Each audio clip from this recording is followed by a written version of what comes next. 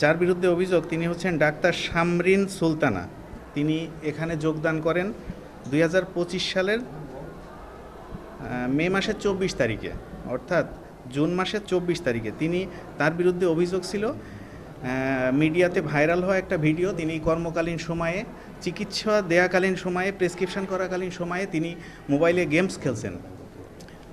এসে আমরা প্রথমে পরিচালক মহোদয়ের সাথে কথা বলছি, তিনি কর্মস্থলে অনুপস্থিত আছেন কিংবা ছুটি নিয়ে গেছেন, এই বিষয়টাও তারা ক্লিয়ার করে বলতে পারেন না। কারণ হচ্ছে তার ছুটির দরখাস্ত চাইলে পরে একটা ছুটির দরখাস্ত, তার স্বাক্ষরিত একটা ছুটির অনুমোদিত দরখাস্ত নিয়ে আসে আমাদের কাছে দেখানো হয়। পরিচালক মহোদয়ের পক্ষ থেকে এখানে সহকারী পরিচালক ডক্টর সোনিয়া কাউকাবি উনি স্বাক্ষর করেন ছুটিগুলোতে, কিন্তু আমরা ডাক্তার সোনিয়া কাউকাবি ওনাকে জিজ্ঞেস করছি এবং অনুমোদিত ছুটির কাগজটি তাকে দেখানো হয়েছে।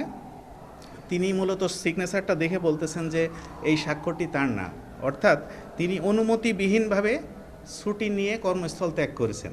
তো নতুন এবং ফিরে আসা গ্রাহকদের জন্য নগদে চলছে ক্যাশব্যাক সহ প্রতিদিন হাজারো উপহার জেতার সুযোগ। হবে আশা আর ফেরা সারপ্রাইজ সেরা। আমরা ইতিমধ্যে পরিচালক মহোদয়কে বিষয়টি জানিয়েছি। 2 নম্বর কথা হচ্ছে, এখানে যার বিরুদ্ধে কমপ্লেন ডাক্তার শামরিন সুলতানা, তিনি হচ্ছেন যোগদানের পর থেকে আমরা যতটুকু দেখছি অ্যাভারেজ উনি লেট উপস্থিত, অর্থাৎ অ্যাভারেজ ওনার উপস্থিতি হচ্ছে 9:45টার সময় তিনি কর্মস্থলে আসেন, কিন্তু থাকার কথা হচ্ছে 8:30 থেকে 2টা পর্যন্ত। এখানে তার বের হয়ে যাওয়ার কোনো যে ডিজিটাল ফিঙ্গারপ্রিন্ট উপস্থিতিতে তার বের হয়ে যাওয়ার কোনো নমুনা পাওয়া যায়নি। আরেকটা বিষয় আমি বলি, তিনি যোগদান করছেন জুন মাসে, যোগদানের পর থেকে আজ ডিসেম্বরের 14 তারিখ, এই তারিখ পর্যন্ত তিনি কর্তৃপক্ষের অনুমতিবিহীন 17 দিন অ্যাবসেন্ট আছেন। আমরা ডিজিটাল যে ফিঙ্গারপ্রিন্টের যেটা হাজিরা শিট সেইটা দেখে এগুলো পাইছি।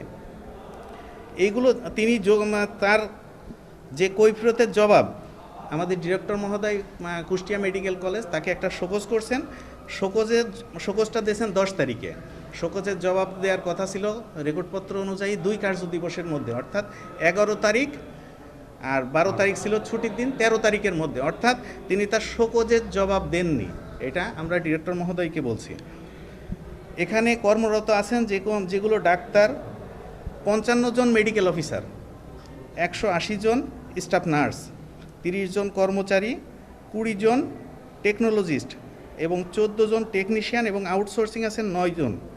এদের মধ্য থেকে আমরা কিছু সংখ্যক মেডিকেল অফিসার, নার্স এবং কর্মচারীর হাজিরা শিট পর্যালোচনা করলাম, ডিজিটাল হাজিরা শিট। এর মধ্যে অ্যাভারেজ কোনো ডাক্তারকে জাস্ট টাইমে উপস্থিত পাওয়া যায়নি।